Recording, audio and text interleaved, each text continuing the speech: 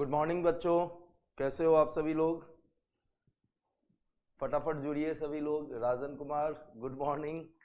चलिए तो कल जो मैं चर्चा कर रहा था वो गवर्नर के ऊपर या राज्यपाल के ऊपर चर्चा कर रहा था। जैसे कि मैंने आपको बताया था कि राष्ट्रपति से इनकी तुलना की जा सकती है और कमोबेश जो पावर होती है राज्यपाल की वो राष्ट्रपति जैसे ही होती है, कुछ मामलों में अलग होती है, वो हम देख लेंगे आगे। लेकिन सबसे पहले तो मैं आपको ये ब्रीफ कर दूं किसके बारे में, तो इनके जो विधायिका से संबंधित जो इनके अधिकार है, ठीक है। सुभाष कुमार महतो, राजन कुमार वेलकम, ठीक है। चलिए सभी लोग फटाफट जुड़िए।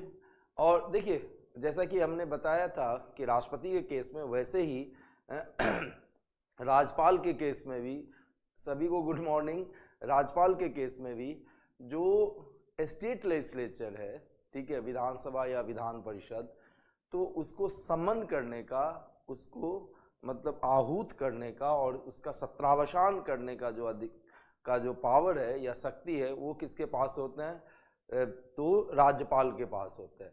और राज्यपाल यदि चाहें तो विधानसभा को क्या कर सकते हैं? भंग कर सकते हैं, जैसे कि हमारे राष्ट्रपति क्या करते हैं? लोकसभा को करते हैं। अब नेक्स्ट जो बारी आती है ये समझने की, जैसे राष्ट्रपति लोकसभा चुनाव के बाद जो गठित होता है लोकसभा और पहली बैठक जो होती है उसको संबोधित करते हैं, अभिभाषण देते हैं, विशेष भाषण देते हैं, ठीक उसी प्रकार से राज्यपाल भी जब विधानसभा गठित होती है तो उसके पहले सेशन को, प्रथम सत्र की पहली बैठक को क्या करते हैं? संबोधित करते हैं।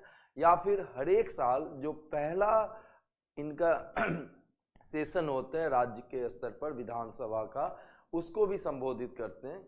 और जैसा कि राष्ट्रपति करते हैं ठीक उसी ढंग से राज्यपाल भी, यदि कोई बिल या विधेयक पेंडिंग हो, लंबित हो, कहाँ पर? तो विधानसभा के अंदर या विधान परिषद के अंदर, यानी कि राज्य विधायिका के अंदर, तो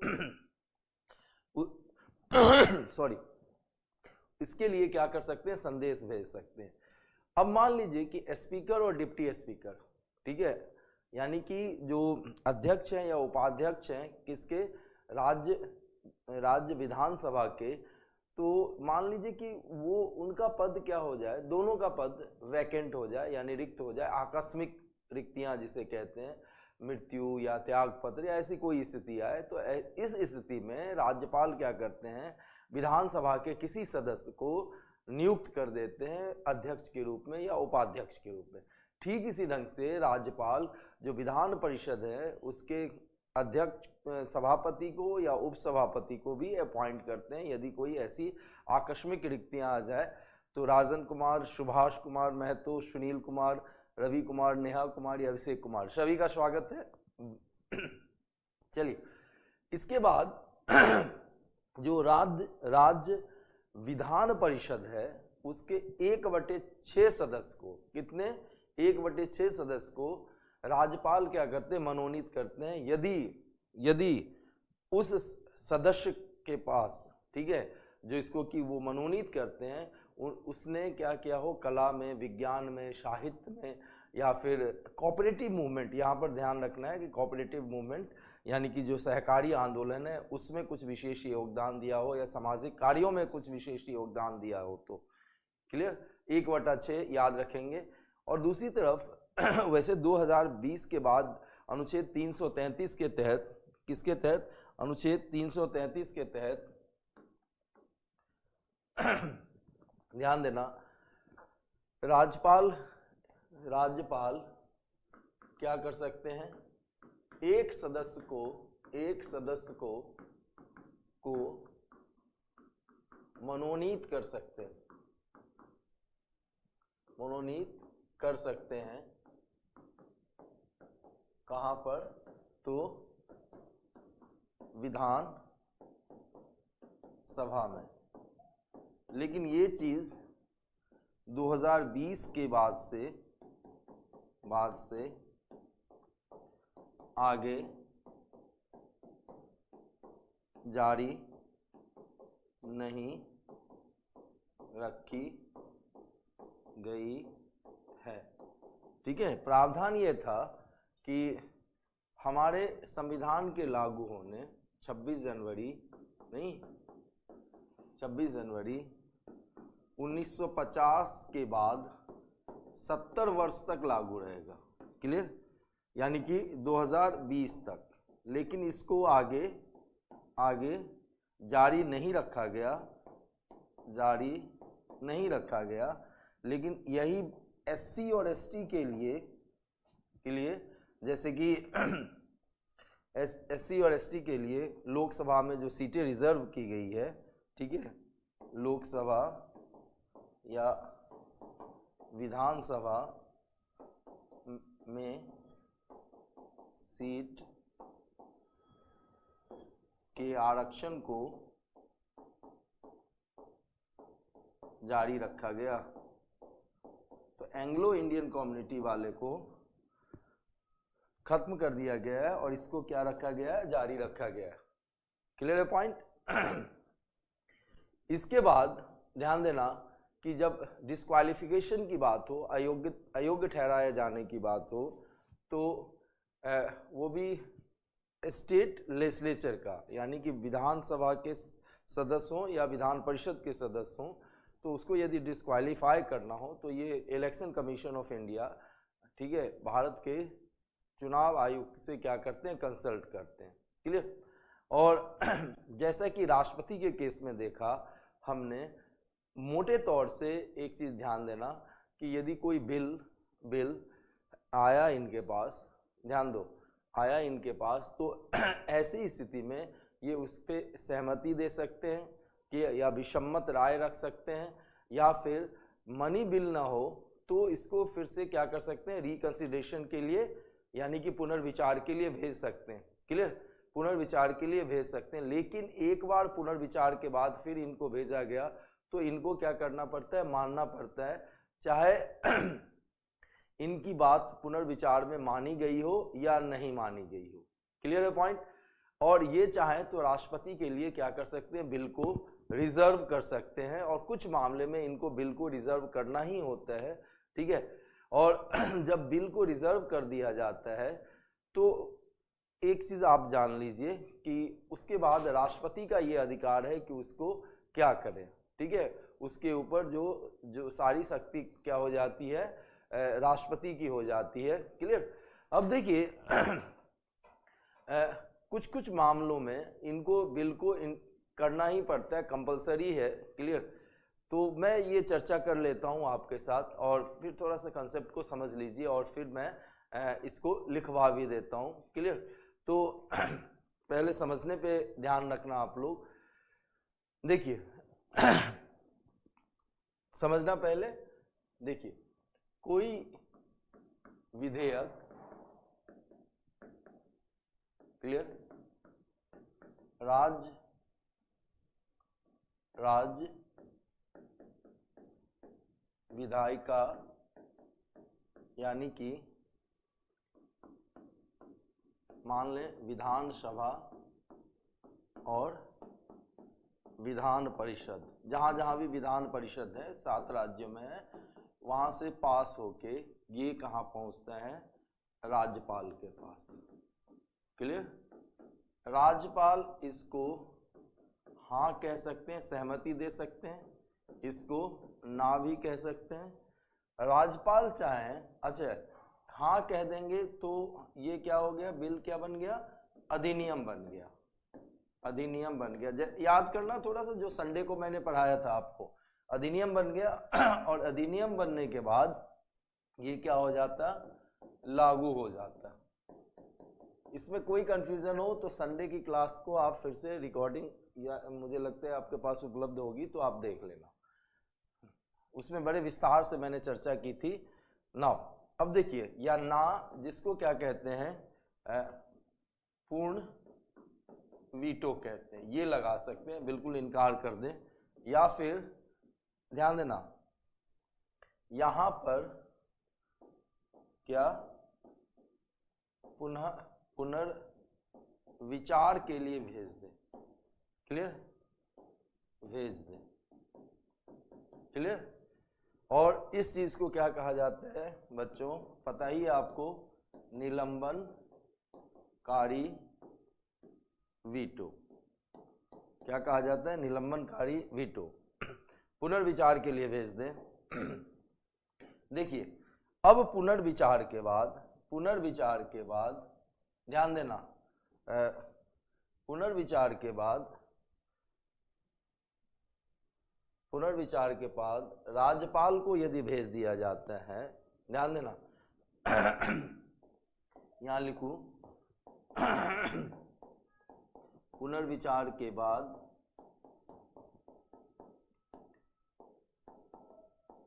राज्यपाल को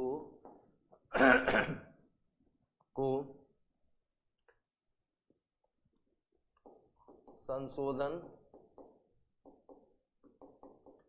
करते हुए या मूल रूप में भेज दे, क्लियर? ध्यान देना, तो पुनर्विचार के बाद जब आएगा, राज्यपाल को इस पर सहमति देना बाध्यकारी है। सहमति देना क्या है? बाध्यकारी है। इसको लिख लीजिए।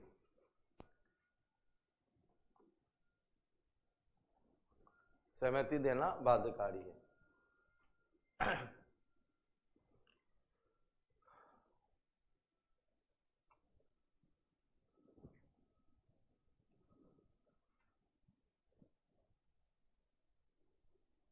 लिखिए इसे।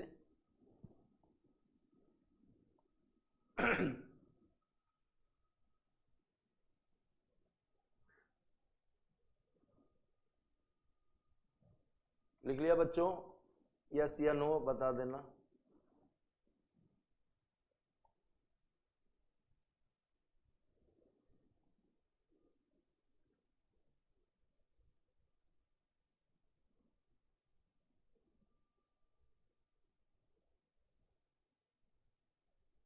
Done, I suppose.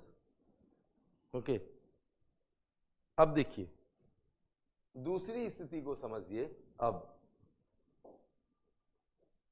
देखिए, राज्य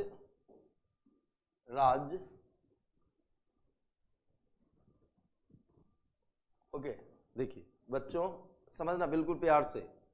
राज्य विधायिका, एक और स्थिति देखिए, राज्य विधायिका ने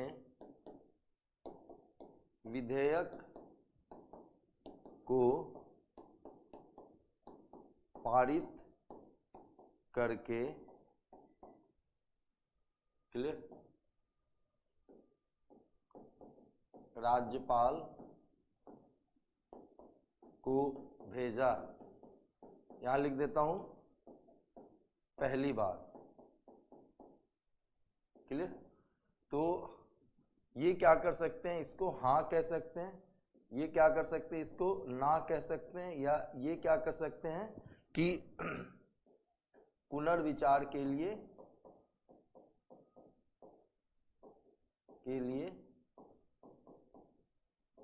भेज सकते हैं, क्लियर। ये तीन अवस्था तो हम लोगों ने पढ़ ली है, ठीक है, ये तीन स्थिति। अब एक चौथी स्थिति आती है बच्चे कि इसमें ये विधेयक को राष्ट्रपति के लिए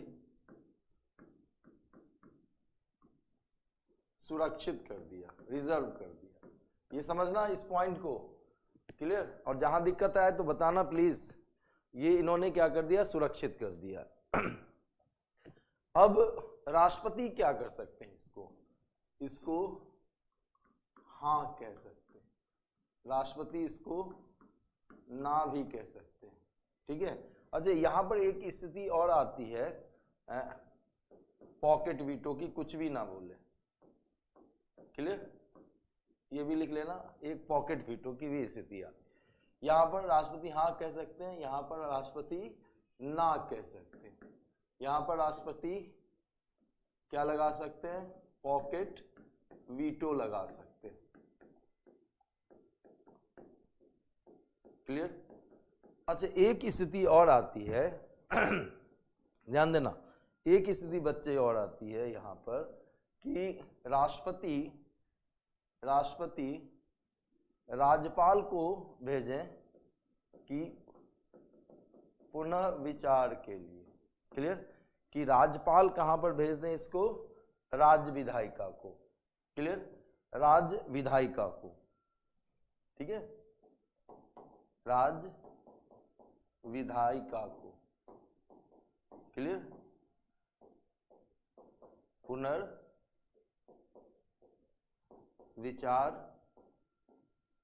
के लिए, किसके लिए, पुनर्विचार के लिए। ठीक है, अब राज्य विधायिका ने इस पे पुनर्विचार किया राज्य विधायिका ने इस पर पुनर्विचार किया और पुनर्विचार करने के बाद किसको भेजा, राज्यपाल को भेजा। ठीक है यहां लिख दे रहा हूं, पुनर्विचार के बाद, यानी कि यहां पर किस, ये जा रहा है क्या, दूसरी बार, आपके समझ के लिए दूसरी बार। क्लियर। अब राज्यपाल के पास पहुंचा दूसरी बार, तो राज्यपाल क्या करते हैं, फिर से इसको राष्ट्रपति को भेज देंगे, फिर से इसको राष्ट्रपति को भेज देंगे। राष्ट्रपति फिर से इसको हाँ कह सकते हैं, ना कह सकते हैं। क्लियर, हाँ कह सकते हैं, ना कह सकते हैं, या इसके ऊपर पॉकेट वीटो लगा सकते हैं। क्लियर। अब यहां पर जो केंद्र में जो स्थिति है उससे बच्चे अलग है। वहां पर आप गौर करो कि एक बार लोकसभा राज्यसभा ने पुनर्विचार के बाद भेज दिया, निलंबनकारी वीटो में बताया था, तो राष्ट्रपति को सिग्नेचर करना ही होता है। लेकिन यहां पर देखो, दूसरी बार जब पुनर्विचार के बाद भेजा गया राष्ट्रपति को, तो राष्ट्रपति को सिग्नेचर करना कोई आवश्यक नहीं है। क्लियर। तो यहां पर मैं लिख देता हूं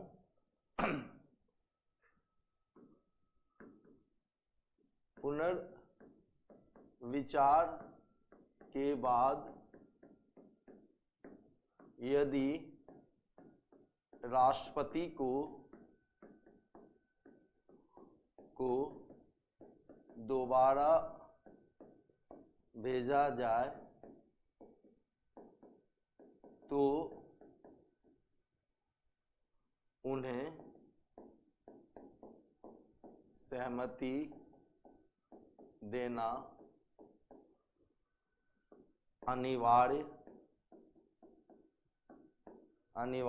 मैं दूसरा कलर कोड यूज कर लेता हूं, नहीं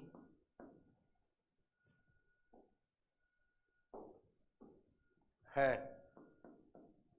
लिख लीजिए।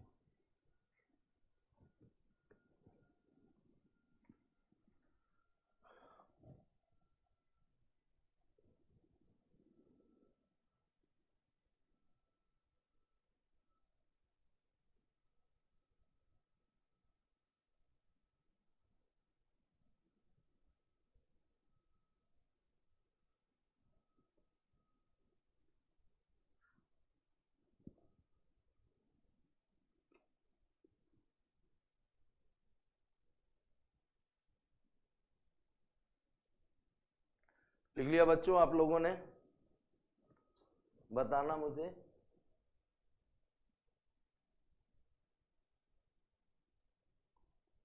ओके। और इसमें कोई कंफ्यूजन हो तो प्लीज अपनी बातों को रखें, बिल्कुल ऐसे ही ग्राफिकल वे में रखो, सेकंड के अंदर रिवीजन हो जाएगी। नहीं तो इसी के लिए 2 पैराग्राफ पढ़ना पड़ेगा आपको।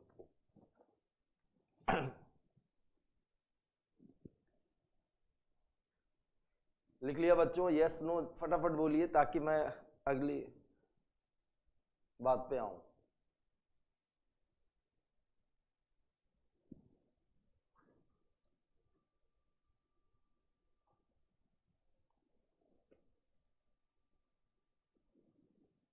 डन। चलिए अब देखिए बच्चे, अब एक चीज और आप समझो कि आखिर ये किया क्यों जाता है। मतलब राज्य का विधेयक है, राष्ट्रपति के लिए आपने इसको सुरक्षित कर दिया। क्लियर।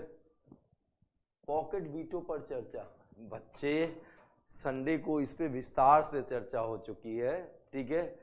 शायद आपने क्लास अटेंड नहीं की होगी, लेकिन फिर भी मैं 1 मिनट के अंदर बता दे रहा हूं, ठीक है, कि जब राष्ट्रपति के पास पहुंचता है कोई विधेयक, साधारण विधेयक, ठीक है, तो उस स्थिति में क्या होता है, क्लियर, उस स्थिति में क्या होता है कि राष्ट्रपति के लिए चूंकि समय सीमा तय नहीं है कि अगले 10 दिन में या 15 दिन में या 20 दिन में आपको उसको हाँ या ना कहना पड़ेगा। क्लियर। जैसे अमेरिका के राष्ट्रपति के केस में ये तय है कि 10 दिन के अंदर हाँ या ना कहना पड़े, तो भारत के राष्ट्रपति के लिए ऐसी कोई समय सीमा तय नहीं है, तो वो क्या करते हैं, ना उस पर हाँ बोलते हैं ना उस पर ना बोलते हैं। तो इस स्थिति को पॉकेट वीटो या जेबी वीटो कहा जाता है। हमने संडे को इस पे विस्तार पूर्वक चर्चा की थी, एक एक बिंदु को मैंने बताया था, ठीक है। यदि आपने क्लास अटेंड नहीं की तो दोबारा से उसको देख लीजिएगा या जैसे भी हो। क्लियर। और फिर भी प्रश्न रहे तो बता दीजिए, वैसे मैंने थोड़े ब्रीफ में आपको बता ही दिया। क्लियर। अब देखिए कि प्रश्न ये उठता है कि आखिर ऐसा क्यों किया जाता है, राष्ट्रपति के लिए बिल को सुरक्षित क्यों किया जा रहा है। क्लियर। अब मान लो कि कोई बिल राज्य के उच्च न्यायालय की जो शक्तियां हैं, उसकी जो स्थिति है, उसको खतरे में डाले। मान ले कि कोई विधेयक यदि राज्यपाल को लगे कि अल्ट्रा वायरस है, मतलब वो संवैधानिक नहीं दिख रहा है उनको। क्लियर। या कोई बिल ऐसा हो या विधेयक जो कि राज्य के नीति निर्देशक सिद्धांत के खिलाफ जाते हुए हो, मान लीजिए कि वो राष्ट्रीय हित में ना हो। क्लियर। और या फिर वो बिल राष्ट्रीय महत्व का हो लेकिन राज्य सरकार उसको पारित करना चाह रही है, तो ऐसी स्थिति में तो सुरक्षित करेंगे ही ना, क्योंकि उसके ऊपर फैसला केंद्र को लिया जाए, केंद्र के द्वारा लिया जाए। अब देखिए 2-3 शर्तें हैं, ठीक है। यदि हाई कोर्ट के पावर को खतरे में डालने वाला या उसकी शक्ति को खतरे में डालने वाला हो, तो ऐसी स्थिति में उस बिल को अनिवार्य रूप से रिजर्व करना पड़ेगा, सुरक्षित करना पड़ेगा। दूसरी बात यह है कि यदि 2 राज्यों के बीच में व्यापार, ठीक है, व्यापार से संबंधित आवाजाही, उसको रिस्ट्रिक्ट करने के लिए, उसको अवरोध करने के लिए यदि कोई विधेयक कोई एक राज्य सरकार पारित करती है, तो भाई वो राज्यपाल सुरक्षित करेंगे ही करेंगे। और तीसरा, यदि आर्टिकल 31A का सहारा लेते हुए, ठीक है, 31A का सहारा लेते हुए यदि सरकार, ठीक है, कोई विधेयक बनाती है राज्य की, ध्यान देना, जिसमें कि संपत्ति का क्या हो, क्लियर, जबरन क्या हो, अधिग्रहण हो, ठीक है, अनिवार्य रूप से अधिग्रहण हो, तो ऐसे को तो जरूर से, यानी कि 3 स्थितियां हैं, याद रखेंगे। पहला, हाई कोर्ट के शक्ति को कहीं ना कहीं टिंकर करता हो, उसके साथ छेड़छाड़ करता हो। क्लियर। दूसरा क्या है कि यदि आप देखिए कि कंपल्सरी एक्विजिशन किया जाए।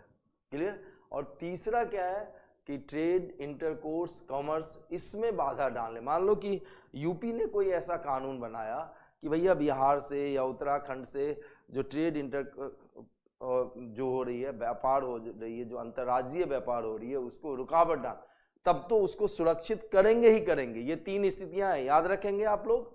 तो लिखिए कि यहां लिखिए, राज्य के विधेयक को राज्यपाल के द्वारा राष्ट्रपति के लिए क्यों सुरक्षित किया जाता है।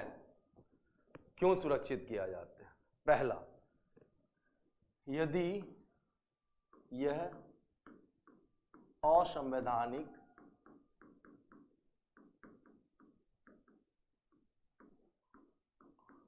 प्रथम दृष्टया लगे। क्लियर? इसको इंग्लिश में प्राइमा फेसी कहते हैं। क्लियर? प्रथम दृष्टया लगे। दूसरा, क्लियर, दूसरा लिखिए, यदि राज्य के नीति निदेशक सिद्धांत के विरुद्ध हो, राज्य के नीति निर्देशक सिद्धांत के विरुद्ध हो। क्लियर? नहीं, राष्ट्रीय हित के विरुद्ध हो। किसके विरुद्ध हो? राष्ट्रीय हित के विरुद्ध हो। क्लियर? या फिर राष्ट्रीय महत्व का हो। क्लियर? राष्ट्रीय महत्व का हो। तो भाई इसको तो करना ही पड़ेगा, किसके द्वारा? राज्यपाल के द्वारा। ध्यान देना, किसके लिए? राष्ट्रपति के लिए सुरक्षित। अब इसमें एक चीज आप ये समझिए, क्लियर, कि मैं लिखता हूं कहां राज्यपाल के द्वारा, नहीं, कहां राज्यपाल के द्वारा राज्य के विधेयक को राष्ट्रपति के लिए सुरक्षित करना आवश्यक है। क्लियर? कहाँ आवश्यक है? तो तीन स्थितियां है। क्लियर? यदि उच्च न्यायालय, ध्यान देना, यदि उच्च न्यायालय के उच्च न्यायालय के स्थिति को खतरे में डाले, उच्च न्यायालय की स्थिति को खतरे में डाले,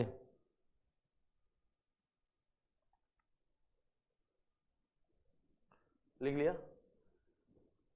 फिर ध्यान दें, क्लियर, दूसरी स्थिति ये हो सकती है कि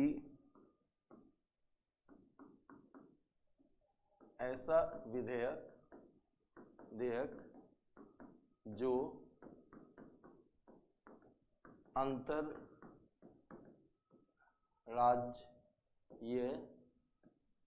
अंतरराज्यीय व्यापार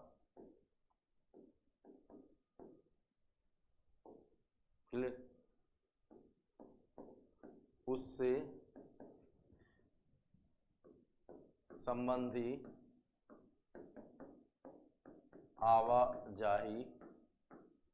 संबंधी आवाजाही को अवरुद्ध करने से संबंधी हो। अवरुद्ध करने से क्या हो? संबंधी हो। और तीसरा, अनुच्छेद लिखिए, अनुच्छेद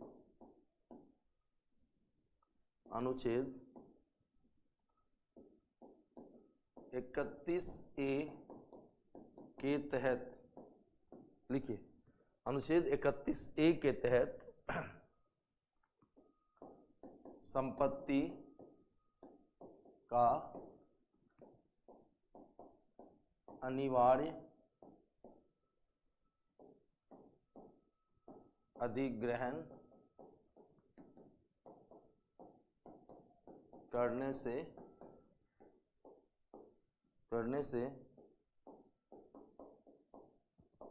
संबंधी हो, क्लियर, करने से संबंधी हो।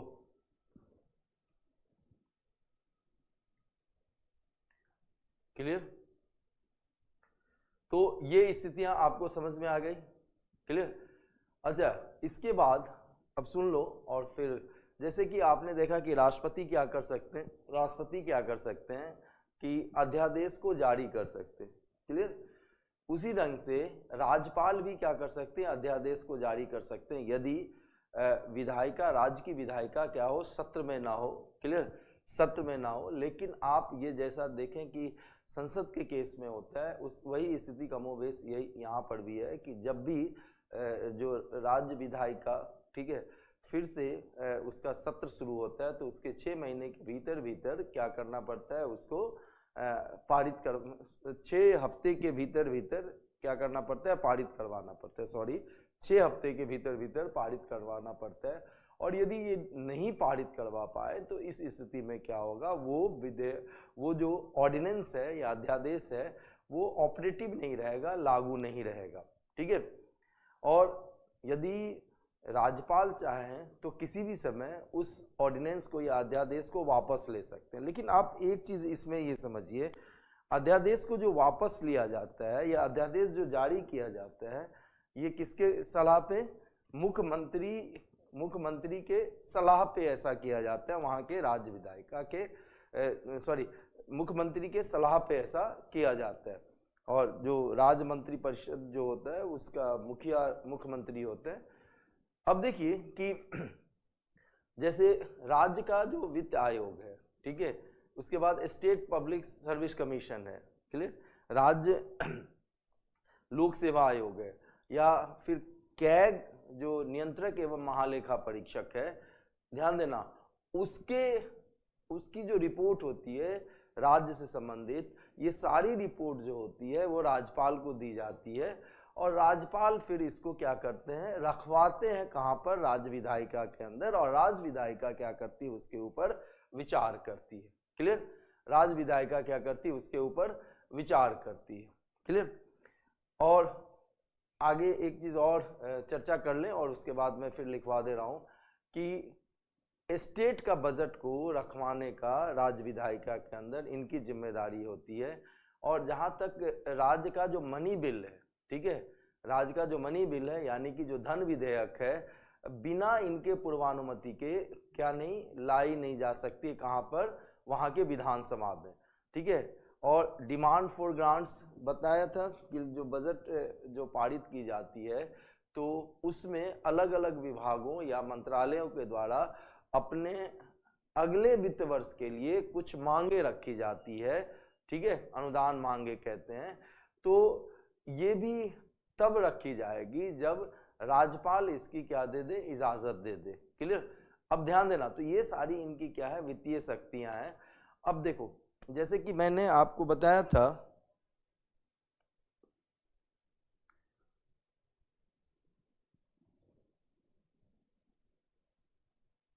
जस्ट अ मिनट,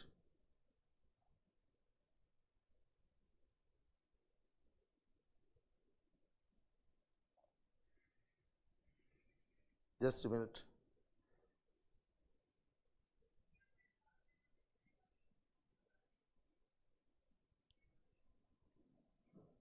क्लियर, ये पॉइंट समझ में आ गया। अब देखिए कि इतनी चीजें आपको समझ में आ गई। अब एक चीज ध्यान देना कि जैसे मैंने बताया था कि केंद्र की क्या होती है, कंटीजेंसी फंड होती है। क्लियर। उसी ढंग से राज्य की भी क्या होती है, कंटीजेंसी आकस्मिक निधि होती है। क्लियर। तो राज्य की जो आकस्मिक निधि होती है, ठीक है, तो उससे पैसे के निकासी की इजाजत कौन देता है, तो राज्यपाल ही देता है, एक्सपेंडिचर जो होती है। क्लियर। और उसके बाद राज्य के स्तर पे जो राज्य वित्त आयोग है, जो कि 5 साल के लिए गठित किया जाता है, और ये गठित किसके द्वारा किया जाता है, तो राज्यपाल के द्वारा गठित किया जाता है। और इस राज्य वित्त आयोग का काम क्या होता है, मोटे तौर से, कि जो पंचायत और म्युनिसिपैलिटी है, पंचायत और जो नगर पालिका है, ठीक है, उसके फाइनेंशियल स्टेटस या उसके वित्तीय स्थिति को क्या करना, रिव्यू करना। क्लियर। तो ये शक्तियां हैं, ध्यान देना, किसके, राज्यपाल की, किस संबंध में, वित्त के संबंध में, और दूसरा इससे पहले जो हम देख रहे थे वो इनके विधायिका संबंधित। तो विधायिका संबंधित हम चर्चा कर ही रहे थे और ये कुछ 2 बिंदु हमने आपको लिखवाई थी, ठीक है। और बिंदुओं को मैं लिखवा दे रहा हूं, लिखिए। राज्य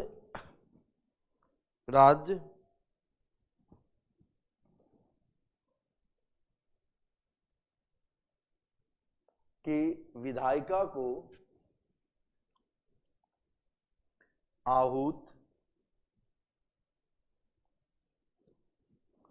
एवं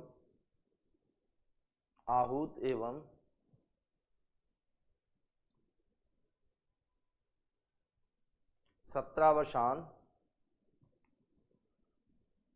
की शक्ति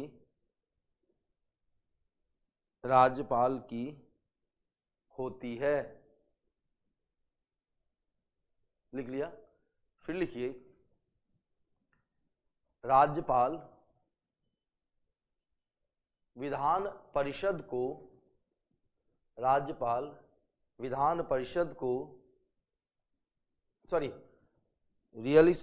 लिखिए, राज्यपाल विधानसभा को, बिल्कुल करेक्ट कर लेना, ठीक है, राज्यपाल विधानसभा को भंग भी कर सकता है। करेक्ट करके लिख लेना, सभा, परिषद नहीं, ठीक है। लिखिए नेक्स्ट,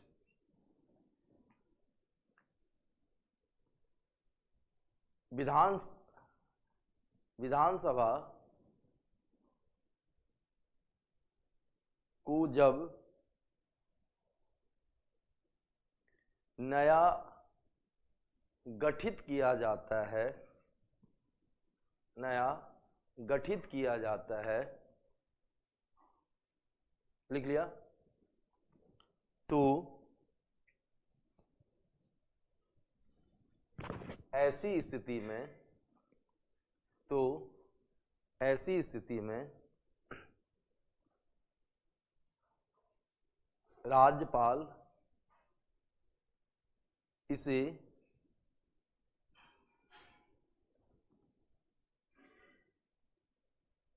की जगह इसके पहली बैठक को संबोधित करते हैं,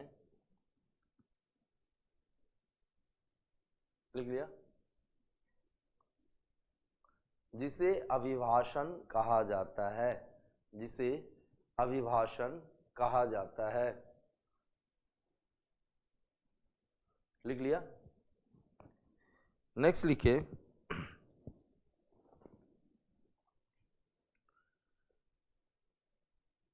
राज्यपाल प्रत्येक वर्ष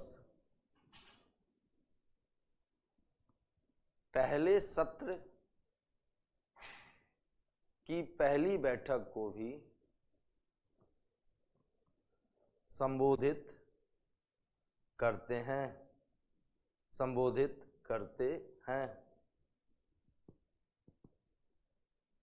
लिख लिया।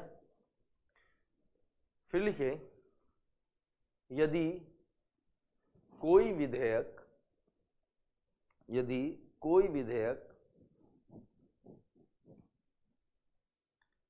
राज्य विधायिका में लंबित हो तो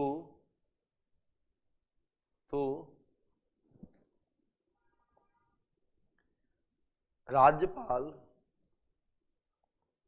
उससे संबंधित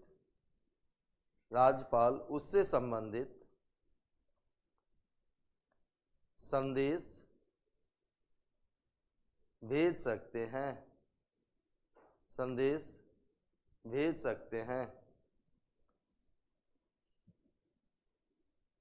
लिख लिया। यदि राज्य विधानसभा के अध्यक्ष एवं उपाध्यक्ष तथा विधान परिषद के सभापति एवं उपसभापति का पद रिक्त हो जाए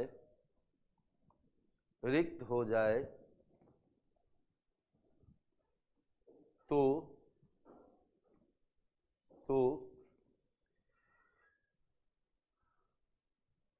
राज्यपाल क्रमशः विधानसभा या विधान परिषद जैसी की स्थिति हो उसके सदस्य को अध्यक्ष या सभापति के रूप में नियुक्त कर सकते हैं। क्लियर? लिख लिया? उसके बाद लिखिए राज्यपाल लिखा। राज्यपाल विधान परिषद के 1/6 सदस्यों को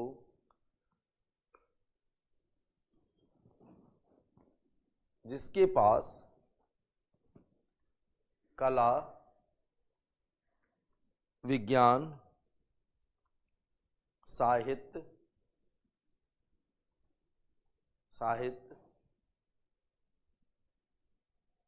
लिख लिया, साहित्य, सहकारी आंदोलन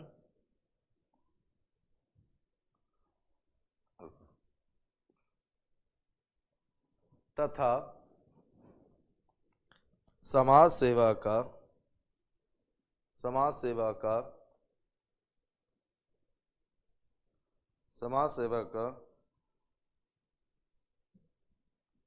विशेष अनुभव हो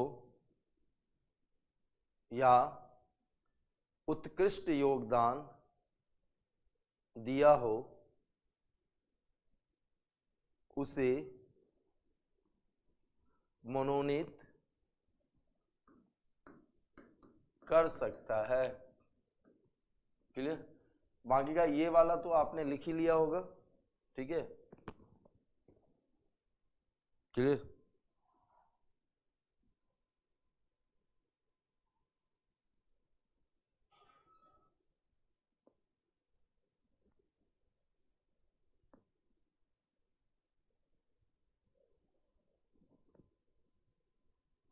लिखिए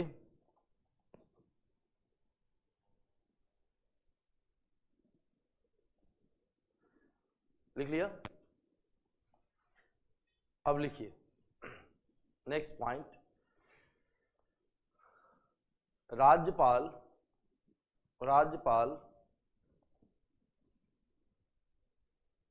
लिखिए राज्यपाल अनुच्छेद 213 के तहत जब विधानसभा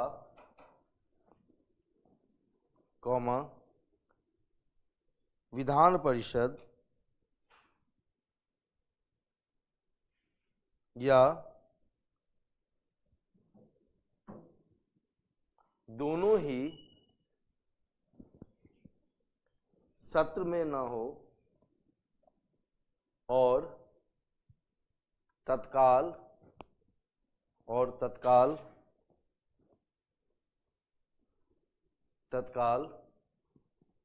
कानून की आवश्यकता हो तो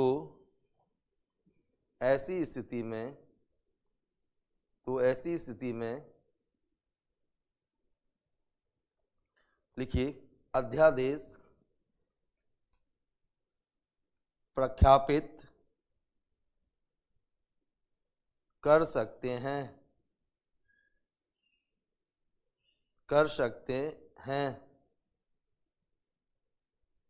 लिख लिया। नेक्स्ट लिखिए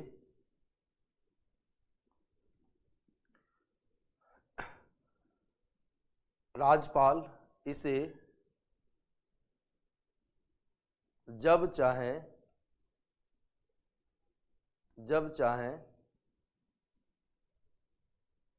वापस भी ले सकते हैं। लिखा। नेक्स्ट पॉइंट लिखें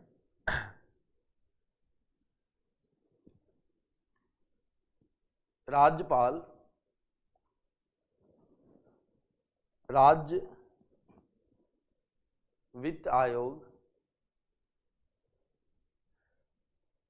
लिख लिया, राज्य लोक सेवा आयोग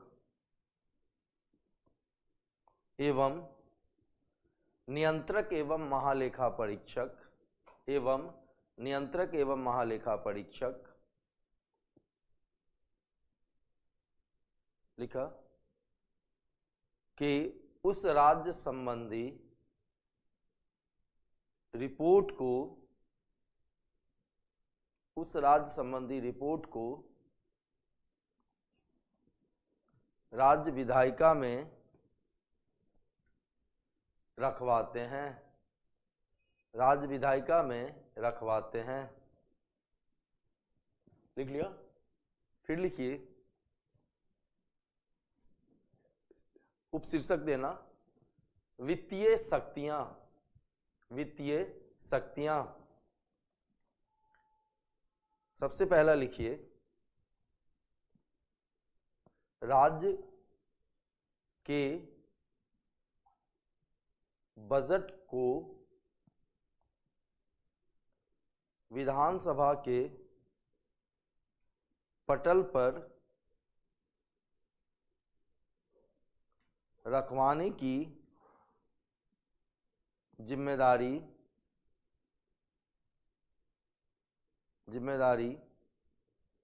राज्यपाल की होती है। क्लियर। फिर लिखिए बिना राज्यपाल के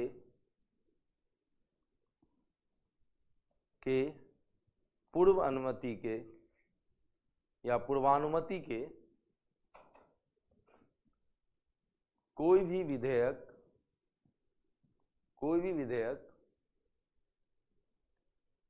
विधानसभा में पेश नहीं की जाती है। फिर लिखिए नेक्स्ट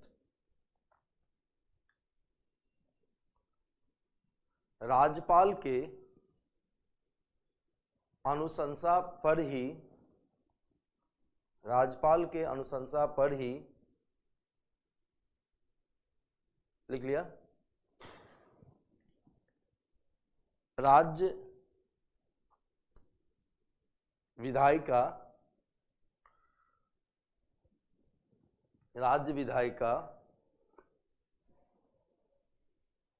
में अनुदान मांगे रखी जाती है। लिख लिया। फिर लिखिए नेक्स्ट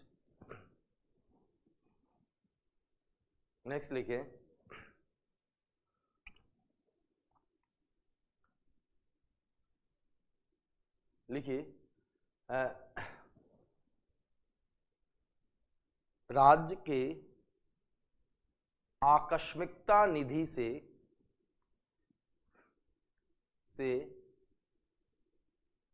लिखिए आपातकालीन स्थितियों में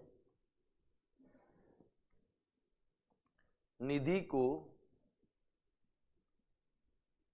सिर्फ राज्यपाल के अनुमति से ही निकासी की जा सकती है। राज्यपाल के अनुमति से ही निकासी की जा सकती है।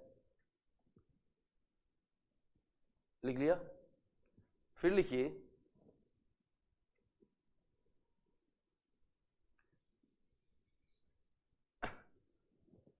लिखिए नेक्स्ट, राज्यपाल प्रत्येक 5 वर्ष पर राज्य के वित्त आयोग का गठन करता है। क्लियर? करता है। लिख लिया? और वित्त आयोग पंचायत एवं नगरपालिका से संबंधी संस्थाओं के वित्तीय स्थिति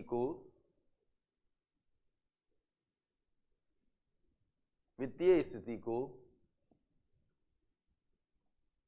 लिख लिया?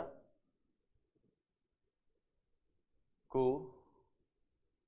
जांचती है और उस संबंध में अनुशंसाएं देती है। क्लियर? नेक्स्ट लिखिए। अच्छा, नेक्स्ट समझ लीजिए कि इनके कुछ न्यायिक शक्तियां भी होती है। न्यायिक शक्तियों में जो भी जिनको भी न्यायालय के द्वारा दोष सिद्ध कर दिया गया या सजा दी गई है, उस सजा को ये क्या कर सकते हैं? माफ कर सकते हैं। लेकिन यदि सैन्य अदालत से संबंधित, कोर्ट मार्शल से संबंधित, या फिर ध्यान देना, सैन्य अदालत से संबंधित या फिर मृत्युदंड हो तो उसको ये माफ नहीं कर सकते। क्लियर? अच्छा, प्रेसिडेंट, राष्ट्रपति जब किसी राज्य के उच्च न्यायालय के न्यायाधीश को नियुक्त करते हैं तो गवर्नर से क्या करते हैं? मंत्रणा करते हैं। क्लियर? इसके बाद एक चीज ध्यान देना कि जो डिस्ट्रिक्ट जजेस होते हैं, क्लियर, जिला न्यायाधीश जो होते हैं, उनकी नियुक्ति की बात हो, क्लियर, उनको कहीं पोस्टिंग देने की बात हो, उनके पदोन्नति की बात हो, क्लियर, तो ये राज्यपाल के द्वारा किया जाता है। लेकिन इसके लिए हाई कोर्ट से या उच्च न्यायालय से क्या ली जाती है? परामर्श ली जाती है। क्लियर? अब एक चीज ये ध्यान देना कि जहां तक डिस्ट्रिक्ट कोर्ट का सवाल, डिस्ट्रिक्ट जज का सवाल है, ठीक है, उसके अलावा जो और जजेस होते हैं अधीनस्थ न्यायालय में, ठीक है, तो उसकी नियुक्ति भी राज्यपाल के द्वारा ही की जाती है। लेकिन इसके लिए उच्च न्यायालय से और साथ में राज्य के लोक सेवा आयोग से क्या किया जाता है? परामर्श लिया जाता है। क्लियर? लिखिए नेक्स्ट, न्यायिक शक्तियां। पहला लिखें,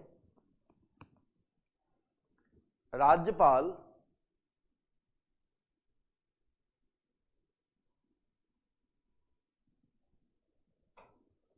क्लियर?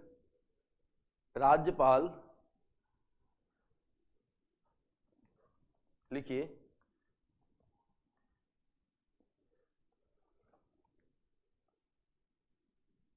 किसी दोषी व्यक्ति को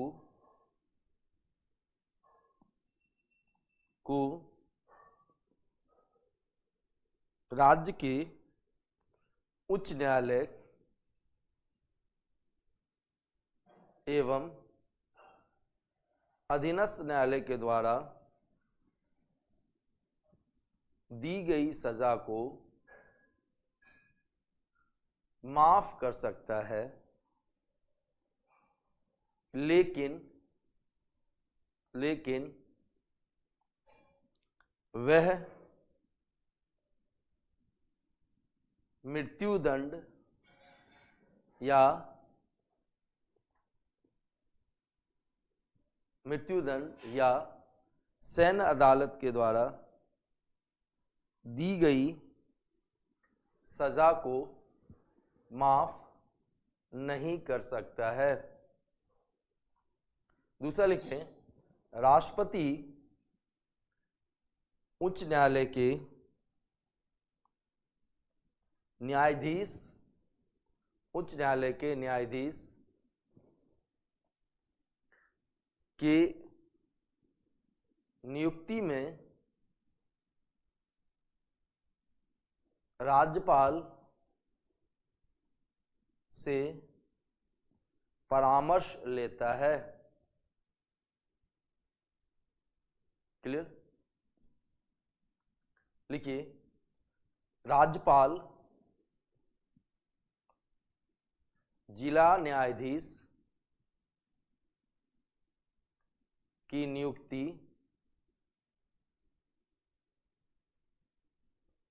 कॉमा पद स्थान देने में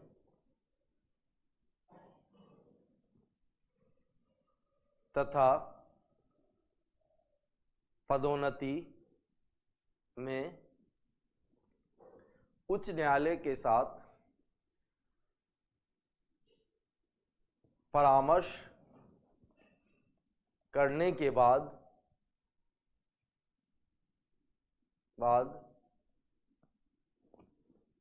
फैसला लेता है। लिखिए, अधीनस्थ न्यायालय, नेक्स्ट पॉइंट, अधीनस्थ न्यायालयों में लिखा जिला न्यायाधीश के अलावा अन्य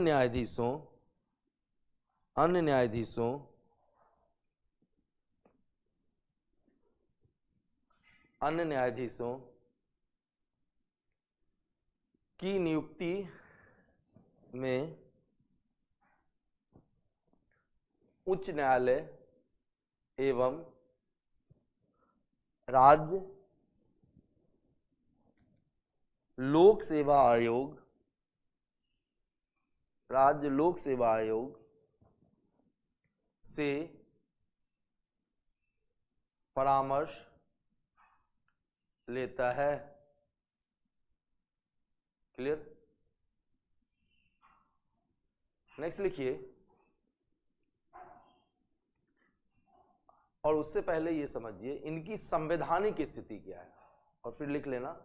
सबसे पहले जो राज्यपाल का पद है वो एक तरीके से केंद्र के प्रतिनिधि के रूप में काम करते हैं, और आपने देखा कि नियुक्ति भी किसके द्वारा की जाती है, राष्ट्रपति के द्वारा की जाती है, और ये अपने पद पे राष्ट्रपति के प्रसाद पर्यंत बने रहते हैं। क्लियर? इसके बाद यदि देखें इनके पावर्स की यदि बात की जाए तो कमोबेश इनकी जो शक्तियां हैं उसका इस्तेमाल कौन करता है? राज्य का जो मुख्यमंत्री है और जो मंत्री परिषद के सदस्य हैं उनके द्वारा किया जाता है। कुछ जो परिस्थितियां हैं जहां पर ये क्या कर सकते हैं, अपने विवेकाधीन शक्तियों का इस्तेमाल कर सकते हैं, और खास करके जो विवेकाधीन शक्तियां हैं यहाँ पर एक चीज ध्यान देना कि दो तरह की विवेकाधीन शक्तियां हैं इनके पास। क्लियर? एक संवैधानिक विवेकाधीन शक्ति जो संविधान के अंदर क्या है, मेंशन है, मतलब उल्लेखित है, और जैसे कि बिल को क्या कर सकते हैं, रिजर्व कर सकते हैं, सुरक्षित कर सकते हैं, किसके लिए? राष्ट्रपति के लिए। और जैसे कि राज्य के अंदर जो संवैधानिक आपातकाल या राष्ट्रपति शासन के लिए भी क्या कर सकते हैं, ये एक तरीके से एडवाइज कर सकते हैं ना। इसके अलावा इनके पास कुछ अतिरिक्त कार्य भी दिए गए। क्लियर? अतिरिक्त कार्य ये दिए गए कि उस राज्य के अंदर यदि कोई ध्यान देना कोई अनुसूचित जाति या जनजाति क्षेत्र है तो उस मामले में भी इनके पास कुछ डिस्क्रिशनरी पावर है। अब देखो एक चीज आप ये ध्यान देना कि एक ही राज्यपाल को, हमने बताया था आपको, एक ही राज्यपाल को दो या दो से ज्यादा राज्यों के राज्यपाल के रूप में नियुक्त किया जा सकता है। ठीक है? 7वें संविधान संशोधन के बाद 1956 के बाद, ये हमने चर्चा की थी। अब एक चीज आप समझो कि मान लो कि कोई ए व्यक्ति है जिसको कि यूपी का भी राज्यपाल बना दिया गया और उत्तराखंड का भी राज्यपाल बना दिया गया। एक सेकंड के लिए समझने के लिए इस सिचुएशन को मानते हैं।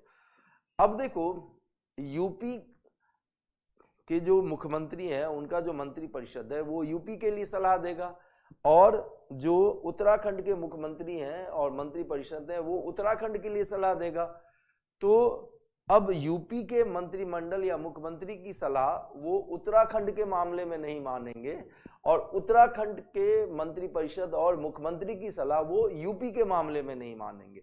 मतलब जो जिस राज्य का मुख्यमंत्री है उसी मामले में उसकी बात सुनेंगे कौन?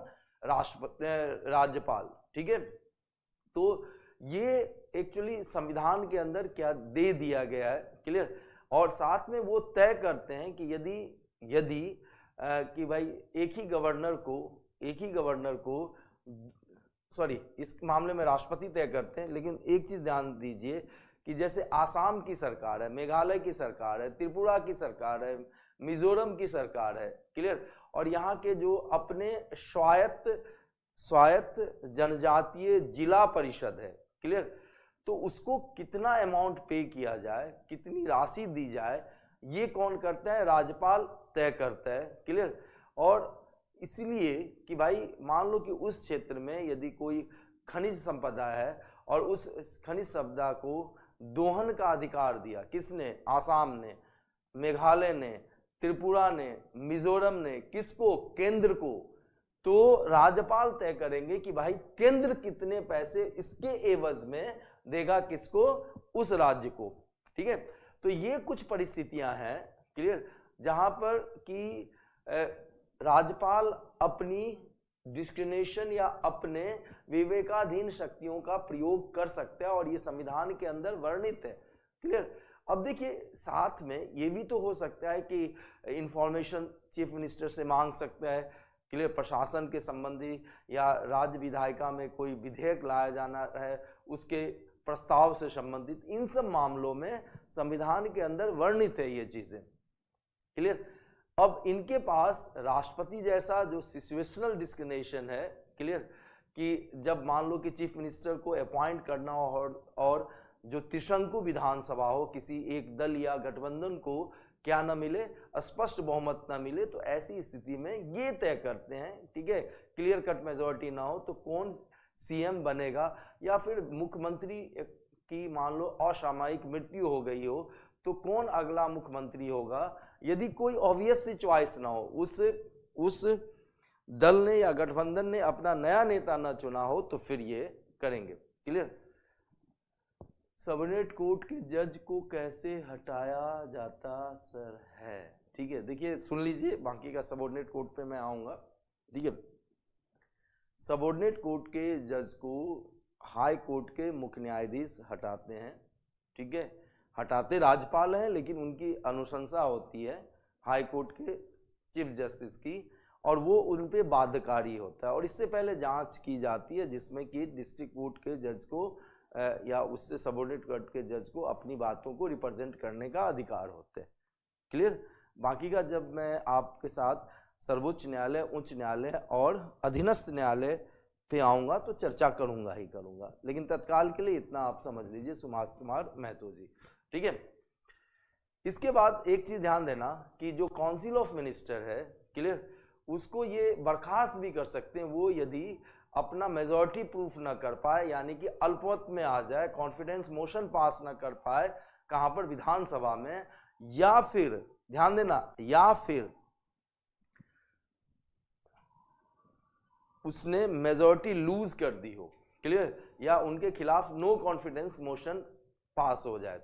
अच्छा, यदि सरकार अल्पमत में आ गई है और उसके बाद मुख्यमंत्री ने कहा कि भाई विधानसभा को भंग कर दी जाए, तो ऐसी स्थिति में राज्यपाल उनकी सलाह को मानने के लिए मजबूर नहीं है, वो तय करेंगे कि उनको क्या करना है।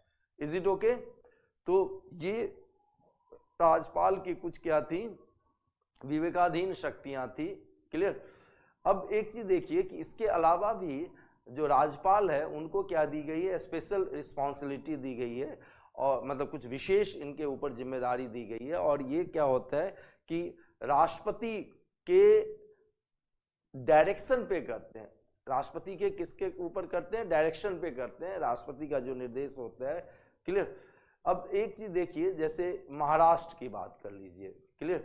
तो महाराष्ट्र के अंदर एक विदर्भ है, एक क्षेत्र, एक मराठवाड़ा क्षेत्र है जो कि काफी पिछड़ा हुआ क्षेत्र है। ठीक है। और वहां पर जो विकास परिषद बनाया जाता है या डेवलपमेंट बोर्ड जो बनाया जाता है, तो उसका एस्टेब्लिशमेंट करने की जिम्मेदारी वहां के राज्यपाल की। ऐसे ही गुजरात में भी एक सौराष्ट्र और कच्छ का रीजन है। ठीक है। उसकी भी जिम्मेदारी किनकी होती है? वहां के राज्यपाल की। ऐसे ही नागालैंड में तो देखिए एक कदम और आगे है। क्लियर। कि आंतरिक गड़बड़ी को रोकने के लिए वहां के लॉ एंड ऑर्डर, ठीक है, कानून व्यवस्था की जिम्मेदारी वहां के राज्यपाल की है। बल्कि अन्य राज्यों में क्या होता है, मुख्यमंत्री की ये जिम्मेदारी होती है और मंत्रिपरिषद की। और जैसे आसाम के जो राज्यपाल हैं, तो वहाँ आसाम में जो हिल एरियाज है, यानी कि जो पहाड़ी क्षेत्र हैं, वहाँ के एडमिनिस्ट्रेशन या वहाँ के प्रशासन की जिम्मेदारी उनकी होती है। इसके अलावा सिक्किम यदि चले जाएं, तो सिक्किम के अंदर जो शांति व्यवस्था है या अलग अलग जो सेक्शन के लोग होते हैं, ठीक है, अलग अलग सेक्शन के जो लोग होते हैं, उनके एडवांसमेंट के लिए, उनको आगे बढ़ाए जाने के लिए ये कार्य करना, ये सुनिश्चित करना किनकी जिम्मेदारी होती है? तो वहाँ के राज्यपाल की होती है। ऐसे ही आप अरुणाचल प्रदेश के अंदर आप देख लीजिए, तो लॉ एंड ऑर्डर की जो सिचुएशन है, वो जिम्मेदारी वहाँ के अरुणाचल प्रदेश के राज्यपाल की होती है। इवन कि कर्नाटक के अंदर जो डेवलपमेंट बोर्ड है, विकास परिषद जो है, खास करके हैदराबाद और कर्नाटक के क्षेत्र का, क्लियर, उसकी भी जिम्मेदारी कर्नाटक के राज्यपाल को दी गई है। तो ये कुछ विशेष जो जिम्मेदारियां दी गई है, समझ में आ गई बात? तो थोड़ा इतना लिख लेते हैं और उसके बाद फिर आगे लिखिए।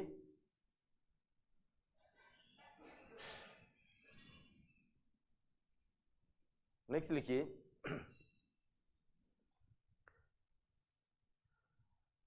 राज्यपाल, क्लियर, और ब्रैकेट में लिखना संवैधानिक स्थिति, संवैधानिक स्थिति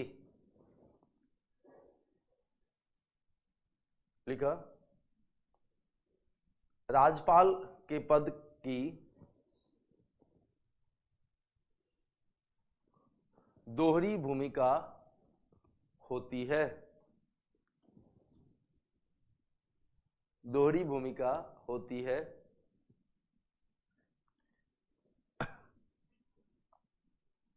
लिख लिया? नेक्स्ट लिखिए,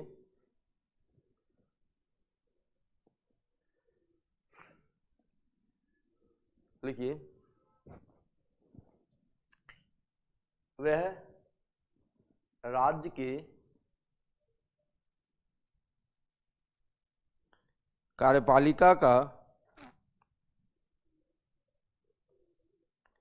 प्रमुख होता है और साथ में राष्ट्रपति या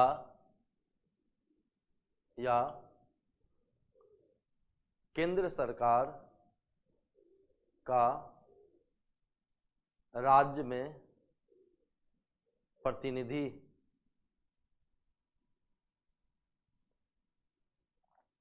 क्लियर?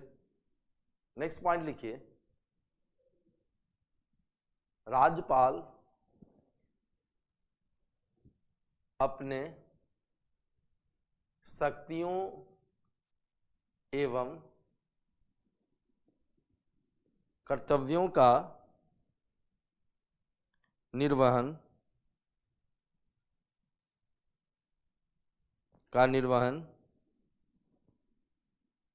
मुख्यमंत्री एवं उनके मंत्रिपरिषद के सलाह पर करता है। सिवाय कुछ विवेकाधीन शक्तियों को छोड़कर, विवेकाधीन शक्तियों को छोड़कर, लिख लिया,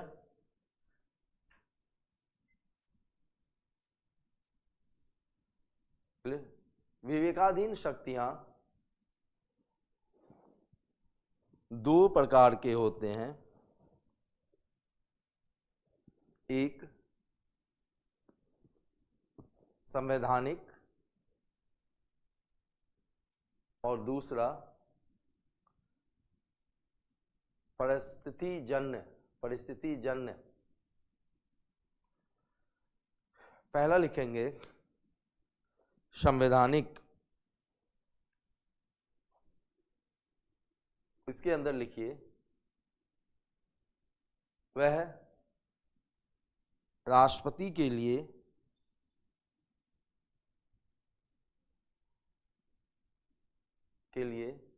राज्य से संबंधित विधेयक को सुरक्षित कर सकता है,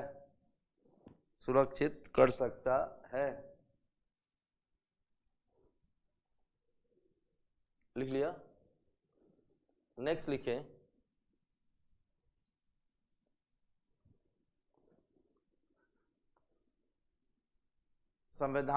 राज्य में संवैधानिक आपातकाल के लिए अनुशंसा कर सकता है। क्लियर? नेक्स्ट लिखिए इसके अतिरिक्त यदि आसपास के संघ शासित प्रदेश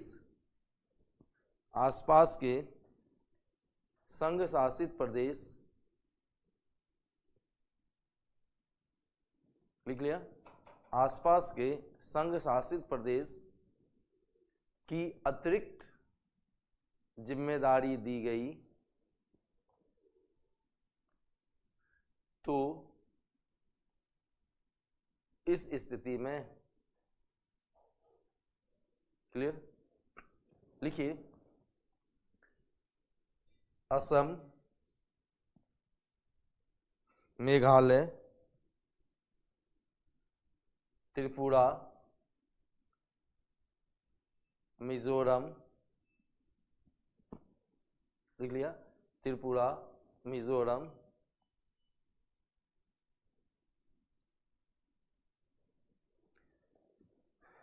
लिख लिया, त्रिपुरा, मिजोरम के संबंध में उस राज्य सरकार को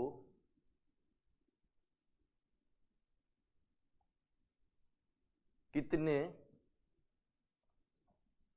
भुगतान की अदायगी की जाएगी, यह उस राज्य के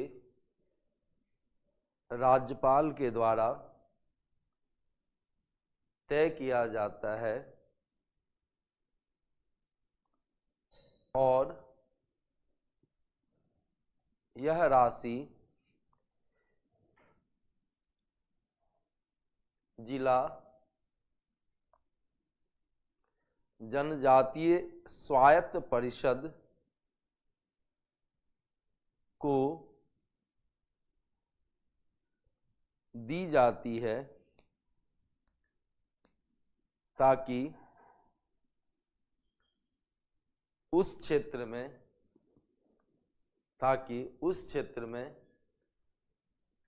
खनिज संपदाओं का खोज या दोहन, एक्सप्लॉयटेशन, दोहन किया जा सके। नेक्स्ट लिखिए, वह राज्य के मुख्यमंत्री से प्रशासनिक या विधायी मामलों में सूचना मांग सकता है, सूचना मांग सकता है। लिख लिया। अब लिखिए, पारिस्थिति जन विवेकाधीन शक्तियां। लिखिए, यदि, पहला पॉइंट लिखिए, यदि त्रिशंकु विधानसभा हो या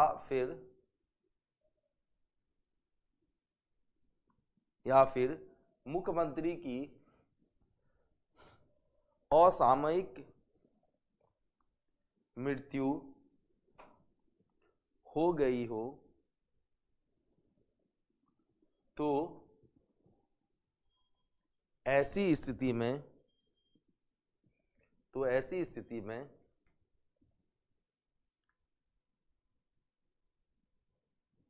लिख लिया, ऐसी स्थिति में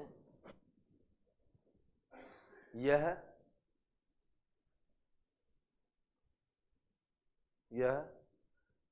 राज्यपाल के द्वारा तय किया जाएगा कि अगला मुख्यमंत्री कौन होगा। एक लाइन इसमें और भी लिख लीजिए, मुख्यमंत्री के असामयिक मृत्यु, लिख लिया, असामयिक मृत्यु के स्थिति में यदि सत्तारूढ़ गठबंधन या दल अपना नेता न चुन पाए तो,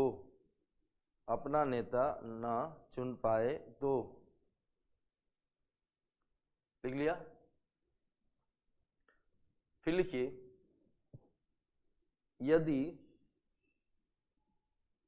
यदि राज्य मंत्रिपरिषद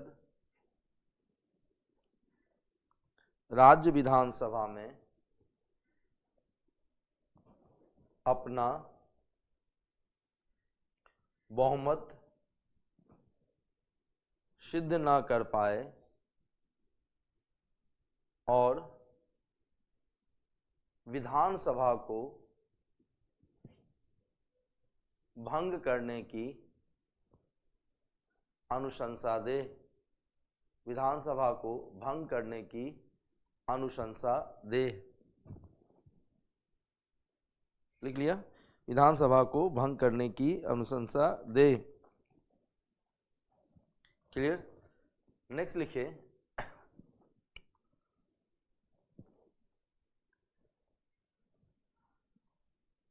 या इस स्थिति में राज्यपाल मंत्रिपरिषद को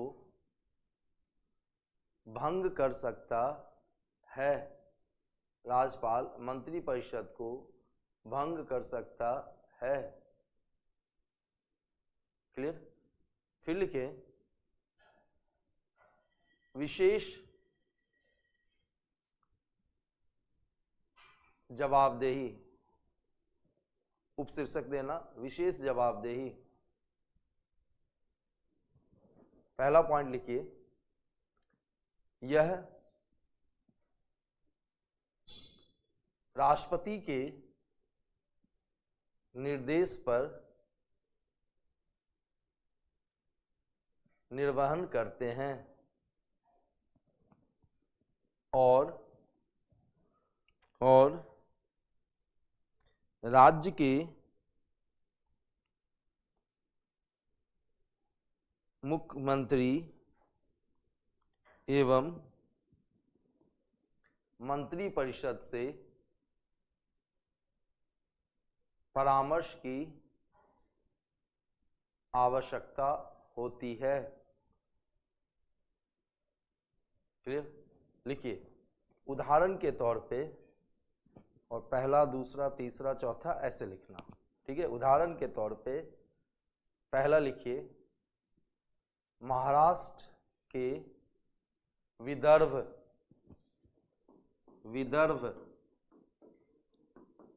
एवं मराठवाड़ा क्षेत्र में विकास बोर्ड की स्थापना।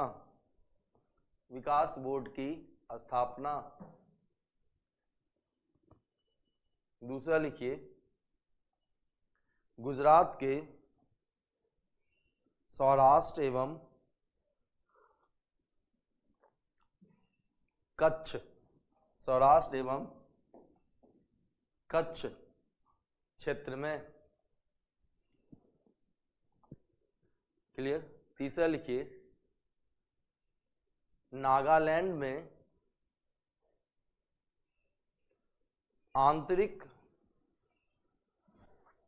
गड़बड़ी को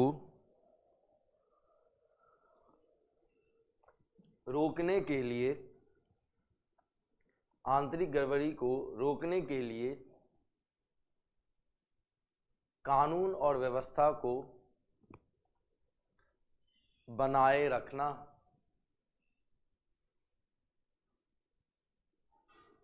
फिर लिखें, आसाम में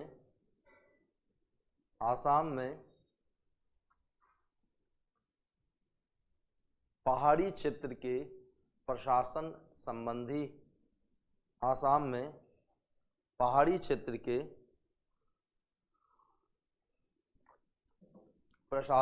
संबंधी लिख लिया। फिर लिखिए, सिक्किम में शांति एवं अलग अलग समाज के हिस्से के विकास को सुनिश्चित करने के लिए। क्लियर? ध्यान देना। फिर लिखें, अरुणाचल प्रदेश में कानून एवं व्यवस्था को बनाए रखने के लिए। लिखा। फिर लिखे, कर्नाटक में विकास बोर्ड की स्थापना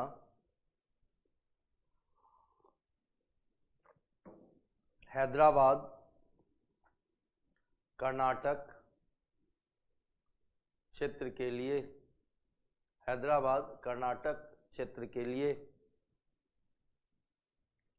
क्लियर? तो ये कहानी थी राज्यपाल से संबंधित। हमने इनके अलग अलग आयामों को पढ़ा। जो अगली क्लास होगी उसमें मैं आपसे डिस्कस करूंगा किसके बारे में, मुख्यमंत्री के बारे में। क्लियर? और वहाँ के मंत्री परिषद के बारे में। जैसा कि आपने देख ही लिया है कि राज्यपाल की जब तुलना आप राष्ट्रपति से करते हैं तो ऑब्वियस सी चीज़ है कि मतलब बहुत ज़्यादा पढ़ने की ज़रूरत नहीं होती है। जब आप मुख्यमंत्री की तुलना प्रधानमंत्री से करेंगे तो कमोबेश वही शक्ति, अधिकार या उन्मुक्तियां या जो कुछ भी बोल लीजिए वो प्रधानमंत्री से होते हैं। प्रधानमंत्री पूरे राष्ट्र के लिए होते हैं और मुख्यमंत्री उस राज्य के लिए होते हैं। क्लियर?